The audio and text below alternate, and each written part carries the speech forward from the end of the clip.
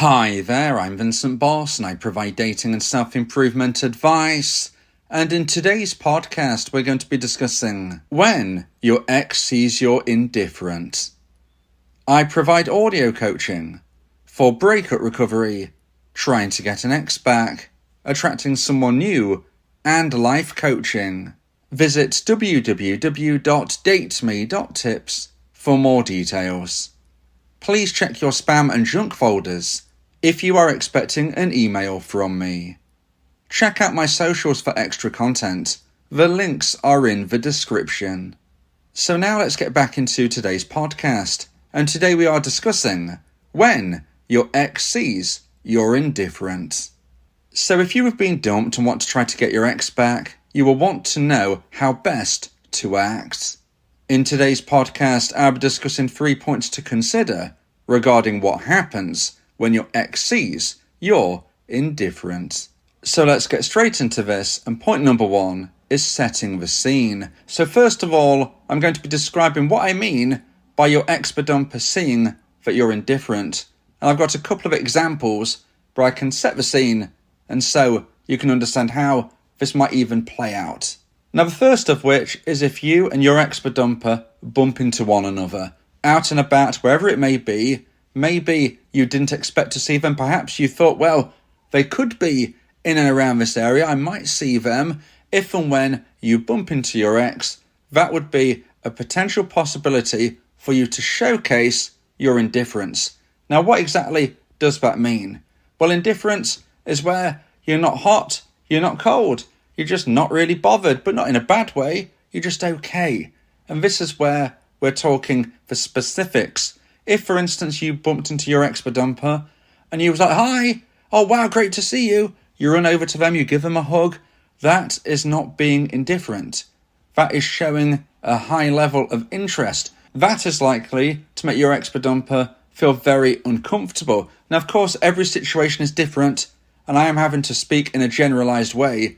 But most of the time, if you've been dumped, you've had no contact for, let's just say, a few months, you bump into your ex and you run over to them and you say hi and you give them a big hug. That is not likely to go down well. It doesn't necessarily mean that your ex will pull away. They might go with it, but they're probably going to be thinking, that's kind of strange. You know, we've ended our relationship. I made that choice, and they should understand I don't really want to have that personal connection right now. You know, and they've ran over to me with a big hi and a big hug. No, that's not really for me. So sometimes a dumper might go with it, but in hindsight afterwards, not really think too much positivity about it, and it's not really going to help you get your ex back. Or alternatively, they might actively and very clearly pull away. Maybe they might seem very awkward by your forward movement, and that is of course not going to help you. Alternatively, you might bump into your ex-dumper and think, oh gosh, I'm supposed to be in no contact. What do I do here? And you just put your head down and you cross the road and you walk on the other side of the pavement, and you're just kind of keeping your head down and you're not looking and you keep walking. You've got to understand, but your ex-dumper would have seen you, okay? You know, we're talking about you are bumping into one another. There is no way that you could have avoided this situation, and yet you've decided to put your head down. Now, maybe it's because you were thinking you need to stay no contact. Maybe it's just because you feel awkward. You're not really thinking about strategy. You just feel very awkward, very frustrated, maybe bitter and angry. You want your ex back, but you're certainly not happy with him right now. So you might not put your head down, but you might look very frustrated. You might look at them in the eye, and instead of giving them a smile, you just give them a very strange, awkward, angry, frustrated look.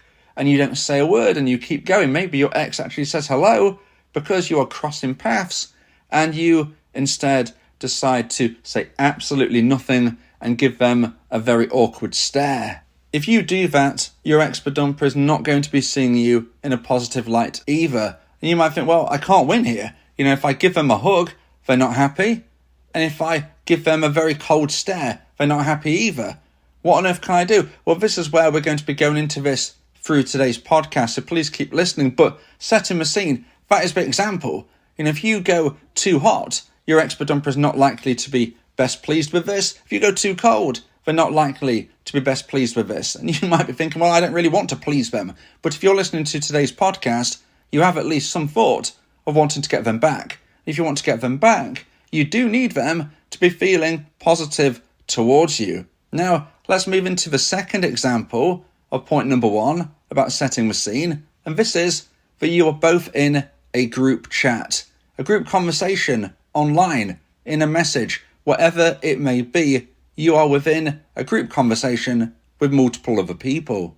So what do you do in a situation of if, for instance, somebody else sends out a message and they're asking a question and everybody is answering? Maybe your ex is the most recent person to answer and you're thinking, gosh, everybody else has answered. My ex has just answered. Now it's probably time for me to answer. What do I do? Well, again, if you don't type anything at all, this is going to come off as kind of weird. It's a group chat. You've been asked a question and you've just not said anything at all. Maybe it wasn't a third party who asked the question. Maybe it was your ex. Maybe your ex has asked something and everybody else in the group chat has responded and you haven't put anything.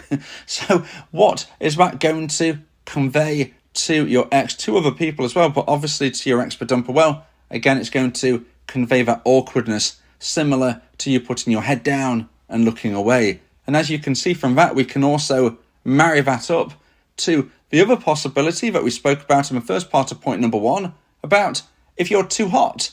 So for instance, maybe your ex asks a question within the group chat and you're the first to respond and you put something really glowing and positive.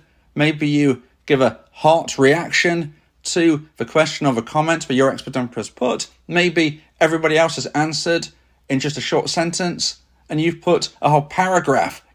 You've been going really overboard in what you are trying to get across to try and show your ex-dumper that you are very much interested in what they've got to say, more interested than anybody else, and you want to give them all of that love, in a sense, through the group conversation. Well, if you do that, again, your ex-dumper might be feeling kind of awkward.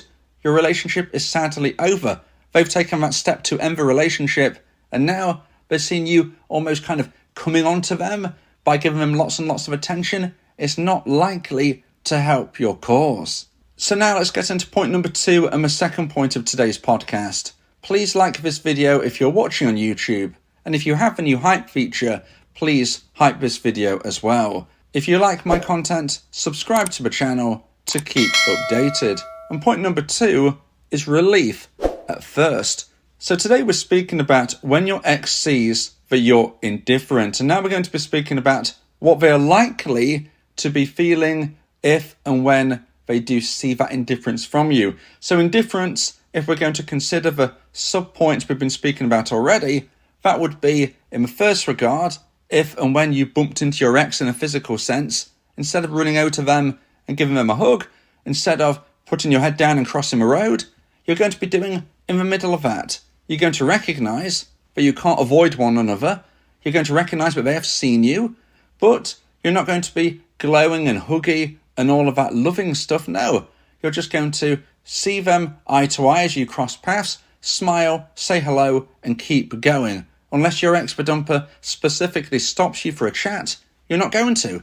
You're not going to approach them any closer than you are automatically doing on your trajectory of moving forward, and them as well. You're crossing paths. It's not deliberate. Maybe you thought they could have been in the area, maybe not. You've seen them. You can't avoid them. You can't look awkward. You can't look kind of weird. You need to be going about your daily business. Carry on doing what you're doing. Smile, say hello, be polite, be respectful, and keep going. That is where your ex-dumper is initially going to be feeling relief. And you might be thinking, well, I don't want them to feel relief. I want them to want me back. But that is the first step, because they're not thinking of you in a negative light. They're feeling relief that you have not made the situation awkward by either crossing a road or running over to them and giving them a hug. You've just been very, very, quote-unquote, normal. You've just seen them. You've obviously got to say something. You say hi, you smile, you keep going. That is what you've got to do. Similar to how you would treat any other acquaintance. And that's the key. Treat your ex-dumper like an acquaintance. They're not your friend, but you're not going to be overly rude either. They're just somebody that you're going to give a casual hi to and keep going.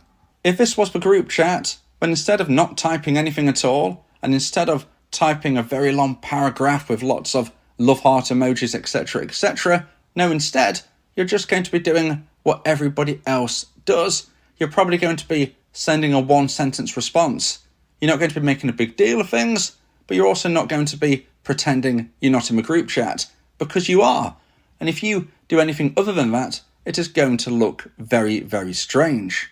Now, it's important for me to say that you must always protect your mental health. Your mental health must be your guiding light. And if you're really struggling with this type of concept, especially if you are in the group chat, then you might need to leave the conversation. Now, will this increase the chance of getting your ex back? Well, it won't. Certainly not initially. We have to be honest. But that's not the point right now. The point is protecting your mental health. And if you're feeling triggered by seeing conversations with other people and your ex typing things that you keep getting notified about, but you know deep down it's not really personal to you, you know deep down it's not about them wanting to be back with you right now, it's just content, information, messaging that you're having to see, well, I would suggest that removing yourself from that situation completely might be what you need to do. Will it get your ex back? Probably not at that time, but protecting your mental health is absolutely vital. So you must do what is right for you. Now, if you would like advice and support about how to try and increase the chance of one day getting your ex back, then you may want to consider my audio coaching service, where me and you can speak one-on-one about your unique specific situation. Go to my website, www.dateme.tips, for more information about how I can become your coach and your teammate via my audio coaching service. Talking about your feelings can also improve your mental health. It helps prevent the build-up of negative emotions, which can lead to stress, anxiety, depression, and even physical health issues. Speak your heart to free your mind. So now let's get into point number 3 and the final point of today's podcast. If you feel that this podcast has helped you, then please consider buying me a coffee. The link to do so is in the description. And point number 3 is confusion and self-value change. Now this is where things can really play into your favour if your ex-dumper sees you are behaving indifferently. Initially, they're going to be feeling relief. Initially, they're going to be feeling very happy that you're not making things awkward.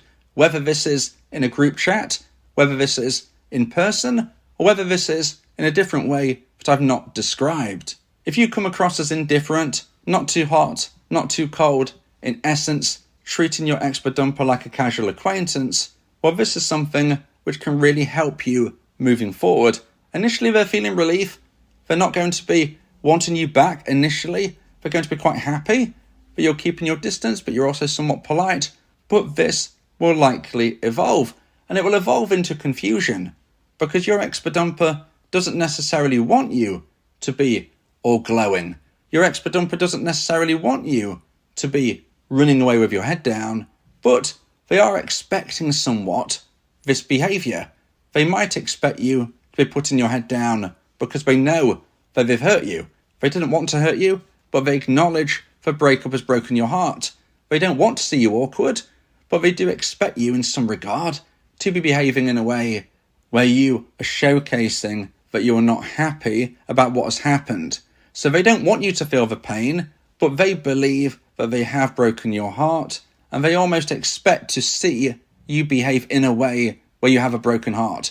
They don't want you to have a broken heart, but they know you've got a broken heart, so they expect you to behave like you have a broken heart. The flip side of this, and linked in some connection, is if you are overly loving, glowing, begging almost within your messages, or if and when you bump into one another. This over-the-top loving is because in their mind they're thinking, well, they didn't want me to end the relationship. My dumpee did not want me to take the action of the breakup. So the fact that when they see me they want to give me a hug, I don't want them to, but it makes sense. I understand. They love me. They want me. It makes sense. So your ex-dumper doesn't want you to behave in either of these two extreme ways, but they do expect you to. They think you're going to be one or the other because it fits the narrative of them ending the relationship and you not wanting it to end because you love them. This is where it fits in to their mind. So if you instead behave indifferently, you're not too hot, but not too cold. You're not ignoring them, but you're certainly not giving them a pat on the back. You're not giving them that extra love and attention, but you're also not running away. You're just living your life in a confident way where you're not really bothered. You're just indifferent. You're okay if you bump into them. You're not going to be knocked, but you're not going to be rushing over and giving a hug. You just don't really care that much. If you behave that way, then over time, your ex-bedumper is going to feel confused. They're going to think, well, I didn't want them to behave in the extremes, but I expected them to. Why aren't they? I thought they loved me. I thought they wanted me back. I thought they never wanted this to end. So how can they be so cool, calm and collected? It makes no sense. And this is where your ex-bedumper can have a value shift. This is where their value in their own mind can change. Because if you are showcasing yourself as not really that bothered, if you see them or if you don't, if they message, if they don't, well, this is going to make them think, well, they can't view me in the way that I expected. They're going to think that they're dumpee, that you do not see them as the king or the queen. And they thought that you did. They thought that you were their safety net. They thought that you loved them. They thought that you would always be there. They thought that you would be grateful for anything that they saw of you, that they heard from you. They thought that you would absolutely love it. And if you don't, and if you also don't behave in a really negative, somewhat strange, awkward way, if you're not doing these things, then you're showing that you don't mind. You don't mind bumping into them. You don't mind seeing a message. You'll get in your life just absolutely fine. And this plays in to the dumper's insecurity about where they are in their own value. And their value will start to decrease. Because if you're not inflating their value, and remember, either of these extremes inflates it. A hug will inflate it because it showcases your love and desire. And if you decide to cross the road or ignore a group chat message or whatnot, that shows that you can't deal with it because you wish you had never broken up and you're feeling angry. They both represent the same thing. They both represent you not handling the breakup. It represents that you still want your dumper. So if you don't do this, that tells your dumper that you don't want them. You're not bothered either way. And this is where you are removing them from a pedestal. They are not the king, they are not the queen. And your ex-bedumper is very, very confused. This is where their value starts to decrease. And if their value starts to decrease, that means in the dynamic of your connection, your value starts to go up. And then they are really, really confused because they start to feel things and feelings towards you that they haven't done potentially in a very long time. And this is where the scales of value start to balance out. They are no longer higher and you lower. It's more even. Maybe even you become a higher value individual. And this is where things really work into your favour. Because if you want your ex back, the scales of value must certainly be even, if not more so, in your favour. And this is what happens when your ex sees you're indifferent.